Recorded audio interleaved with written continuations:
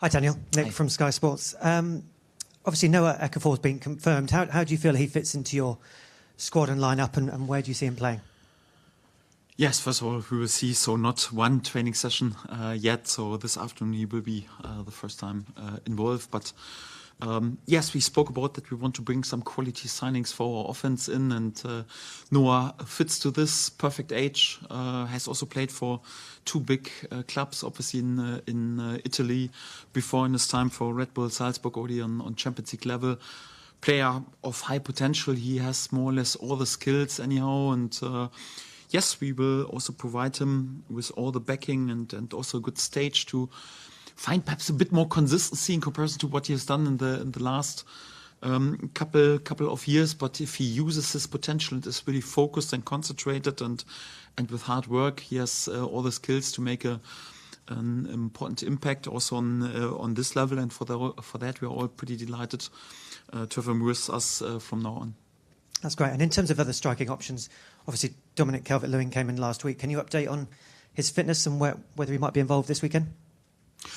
We'll see. I think each and every training session and training day together with the team is important for him. He had obviously a long summer break and then also a few weeks of individual training. So his general endurance is on a really good level. But what he has, of course, missed was team training, and for that, each and every day and each and every session is important. So he makes a decent impression, I have to say. So really, really well integrated already, and you could see really from day to day he's growing.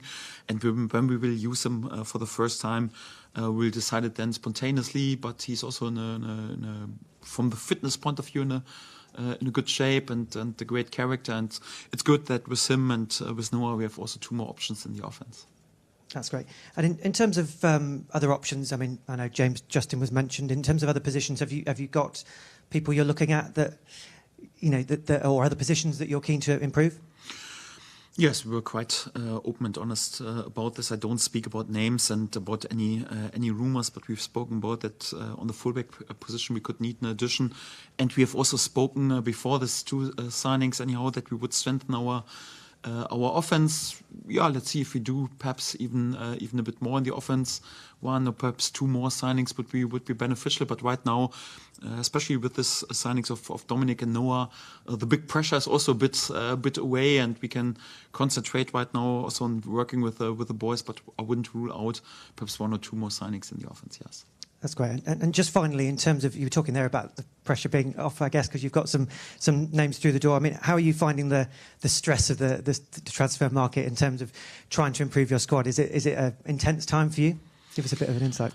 Yes, I'm used to it. Meanwhile, so here in England, in the Bundesliga before, it's always a bit tricky, especially once the transfer market is also open. Although the first game has already started, it's always a bit tricky. So my recommendation is always try to make your business as soon as possible. It's always beneficial for the manager, and then you avoid any panic reactions also in the last days, because if you are under pressure, then these last days could be really a bit mental. So for that, it's good that we have, I would say, major parts or most of our business already done, and we can lean back a little bit and can relax a bit more. Of course, our key people, yes, they have to stay awake till the last hour also of this window, because on this level you can never say never.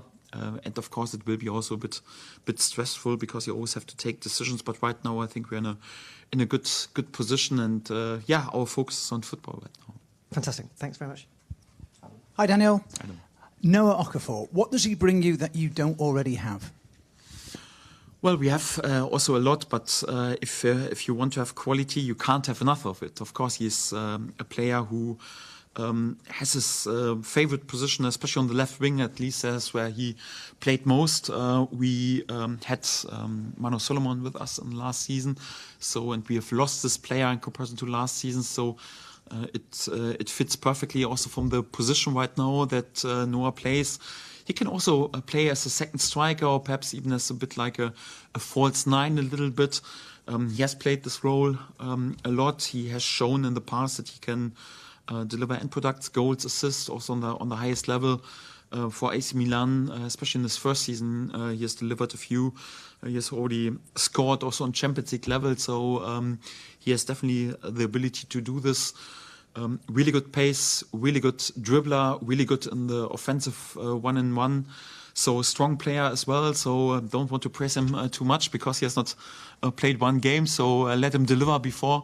But like I mentioned, so from his skills, he has more or less everything to impress, and it's up to him. We just can bring him close to the door and can back him and can help to develop him and can also trust him and give him the chance, and then it's up to him to use it. And seriously, would he be in consideration of being involved this weekend?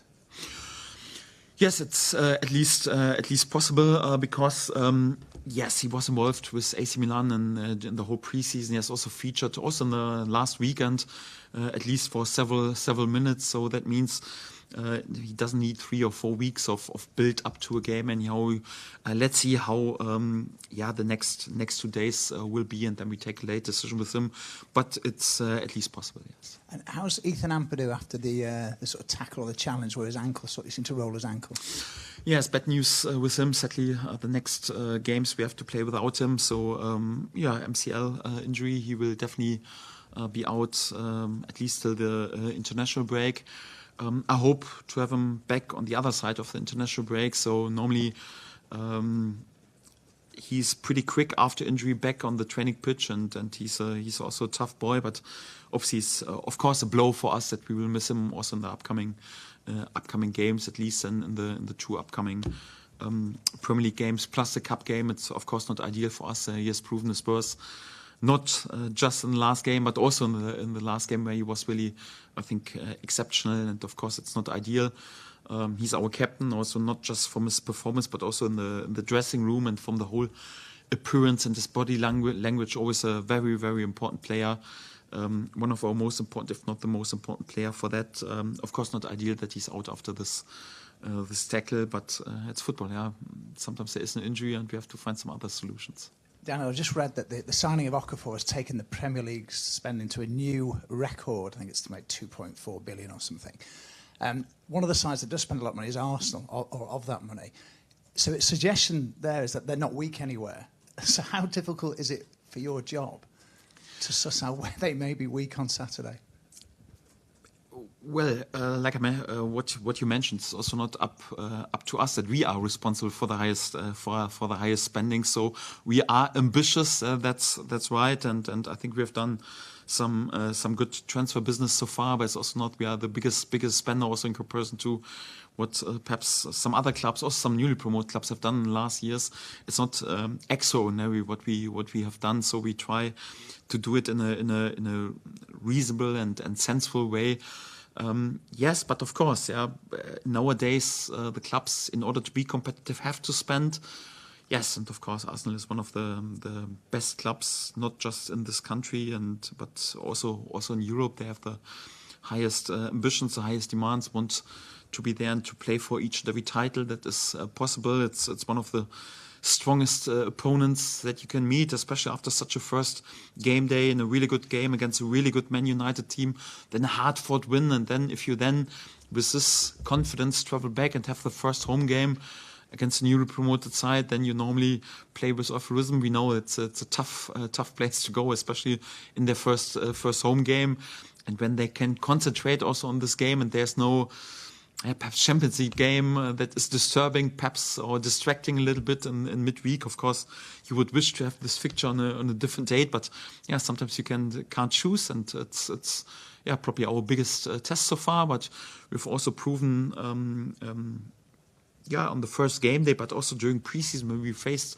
sides like AC Milan, like Man United or Villarreal, that we are competitive in at least in one game, perhaps not over the course of a long season, but in one game you always have a chance, and we try to be there with good performance again and try to win as many points as possible. But we know also with their signings and the quality they had before, it's a tough test, and we have to be at our very best to give ourselves a chance.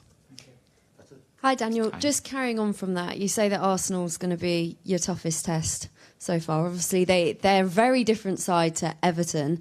How are you going to adapt? Are we going to see anything that's a little bit different?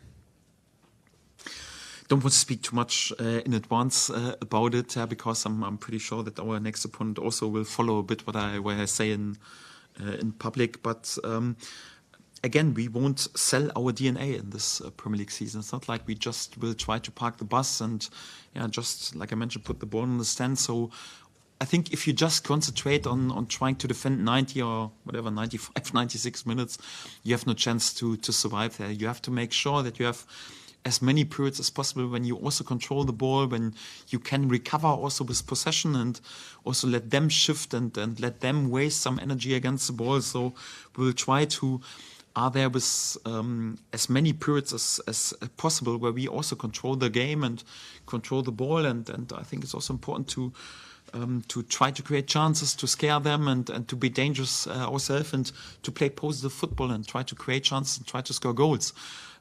So for that, of course, there will be also periods in the game when we suffer and when we have to be well structured and really as a compact unit against the ball.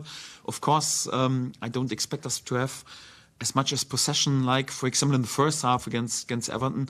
Of course not when you travel away to Arsenal, but we'll try it. And if the game develops in the other direction, then we have to show, of course, also our defensive steel and also the behavior that we've shown in preseason, but also on the first game day that we can defend our goal. We have hardly conceded a chance against us in the first game day, and we try to do the same also in a difficult away game.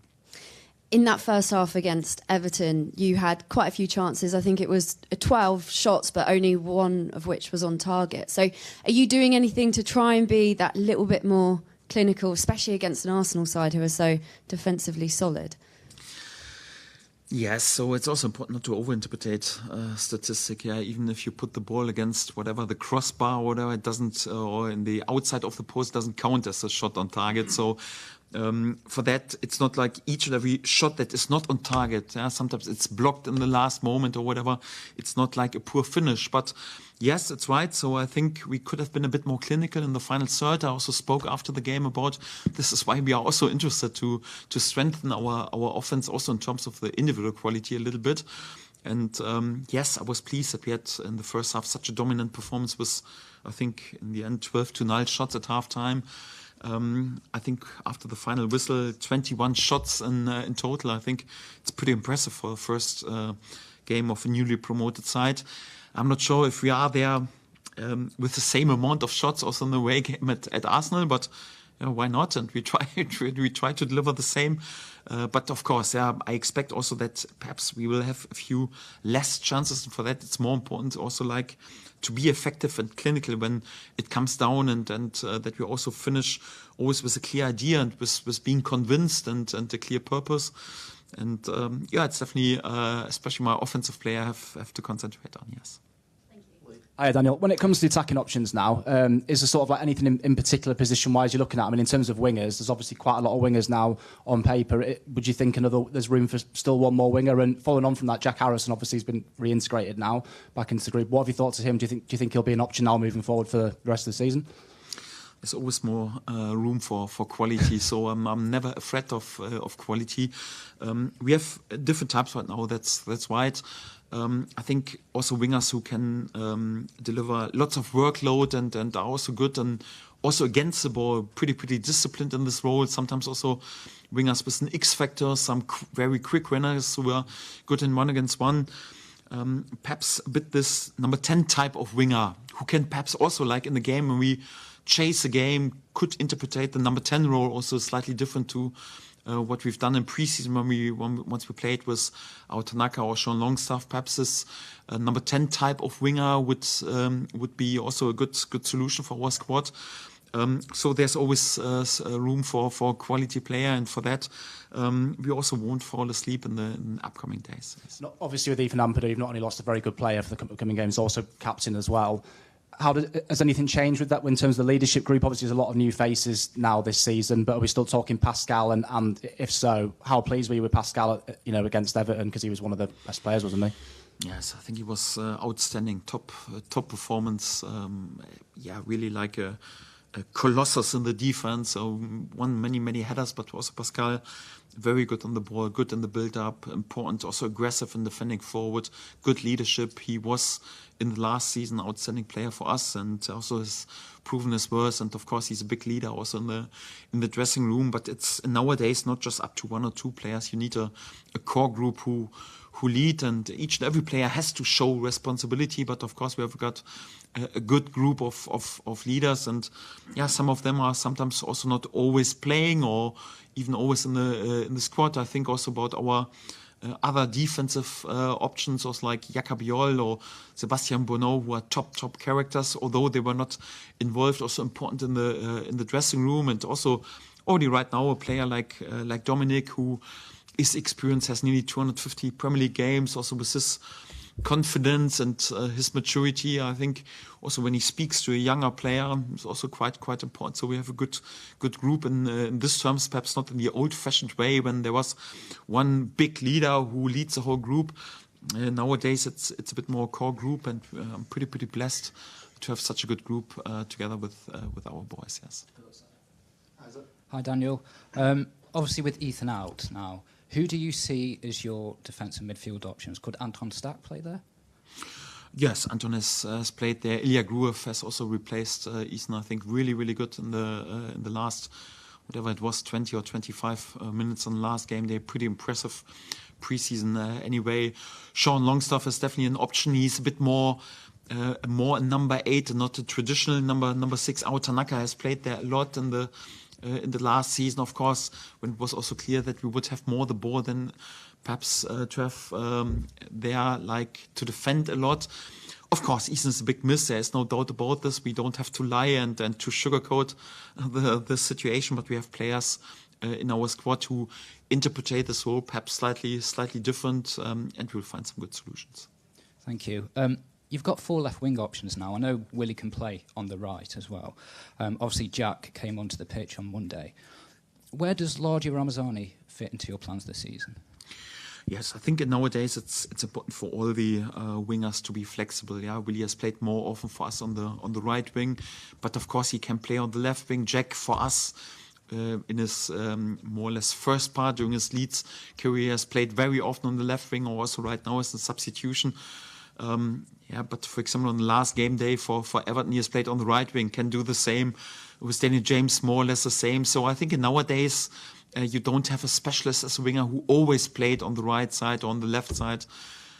Yes, perhaps if you have a really special player like whatever, earlier years, Arjen Robben, who always tucked inside from the right side. But I think all our wingers are flexible, largely as well. He can play the left wing, can play on the right wing. He can play on both sides, and for that, it's always up. Okay, how the setup of the opponent is, which strength we want to use, also which fullback plays on the side. If it's more like a fullback who stays a bit deeper or he goes higher, I think this is what you have to take into account, and also what happens on the training pitch, how impressive they are. So we switch also on the training pitch. Our wingers quite often, and largely can also play both sides. For us, he has more often played on the left side, but he can also play on the right side. Hi, Daniel. You've spoken over the past 2 years about how unfortunate it was at times that you would maybe have Patrick unavailable because of injury. Availability is a very, very important thing. So when you've added Lucas, Dominic and Noah, what would you say to any fans that are anxious about their respective injury records and the real possibility that, say, all 3 could be out at the same time? Yes, there's no guarantee. If you would have a player of the caliber of Dominic, for example, who would have been in the prime season last season, then he would be affordable for a newly promoted side. That's definitely for sure. Yeah, because if you have a player in this age and with this quality and already proven on the top level with whatever 60 Premier League goals and 11 appearances for England, you normally don't get him as a free agent. That's part of the truth as well. And for Lucas the same. He had an unbelievable season for Wolfsburg, went into the German national team as a starter, as number 9. We got him as a free agent. Of course, it's a bit tricky, but this is also why we signed both. So for that, we hope that at least one of them is also available. Joel Pirot, touch wood, so far always more or less available. Anyhow, this also gives us a bit of relief there. We have with Noah right now also a player who can also play in the number 9 position. So I'm quite confident that we have always a quality winger, striker also available. And yes, at the moment, all 4 are on the training pitch. That's even better. Also, I back our medical department, also our sports science, and also our training regime that have also proven this in the past. There were also a few concerns once we signed Manu Solomon. Yes, and thank God we did. And everyone said, oh, it's too risky, it's a gamble. He was out for such a long time. Yes, and he went as our promotion hero. So there's never a guarantee that it works out in the same way. Or when we came, it was like, oh, Junior Philp was always out anyhow. So yeah, he was always available with us. Or Sam Byram anyhow. No, he's never available.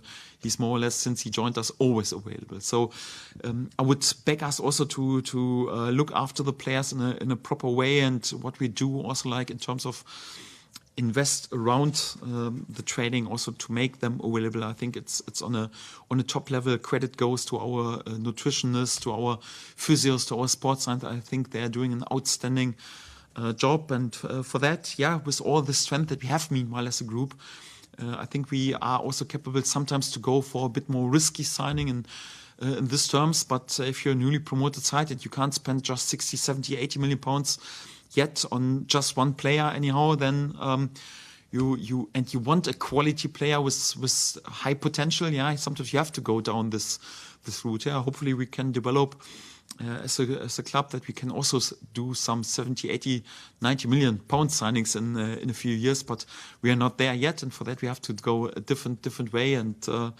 yes, so far so good, I would say, and I think we're on a good path. Over the 2 years you've got to know you, you've enjoyed keeping a winning team together. I think if a team does well and they do well for you and they impress you, they keep their place and you show faith in them. You've also had a very, very good win on Monday nights, but as you've already alluded to, Saturday is quite a different test. So how do you balance the need for momentum and retaining confidence in those starters with the tactical demands of how you need to change things to combat Arsenal? Yes, of course, you have to take both into account if you need the same players or different players on the pitch, but it's always a good recommendation. It was 30 years ago and will also be in 30 years. It's more like this old quote, never change a winning team. So it's more or less like always, yes, of course, more or less like you have to think about man management and also to keep the group also happy, but on the other hand, it's also professional football and everyone wants to play. And as well, right now, also like slightly easier in comparison to the championship in terms of the workload. Yeah, if you have a normal week, so as a professional footballer and you're looked after it, and everyone is concentrated on top nutrition and good sleep. Anyhow, if you're not capable to play one game per week, then we would do something wrong. So in terms of this, it should be definitely possible also to play at least once per week. But what you have to take into account is more like if there are different tactical necessities, if you want to change, for example, the base formation or the way you want to play, and this is what you take into account. Apart from this, I would say nowadays, if you can't play one game or 5, 6 or 7 days, yeah, you would have a problem. Thank you. Matt? Daniel, can I just clarify, are you still looking for 2 offensive players and a full-back? Or is it 2 more players, 1 full-back and 1 more offensive player? Not too strong with my thoughts about numbers. So what I mentioned, I think it's necessary to do something on the fullback position, and then also like the big pressure is a little bit away with the signings of Dominic and Noah. I think they are really, really good options for us in the offense. But yeah, to have 1 or 2 more signings for the offense, if we could do this, yeah, would be beneficial, but without doing anything stupid. So right now we can have a look a bit more relaxed. And also, Ethan's injury, did you say it was ACL? MCL injury, and for that, yes, he will definitely be out till at least the international break. Okay, we're going to move on to the embargo section. If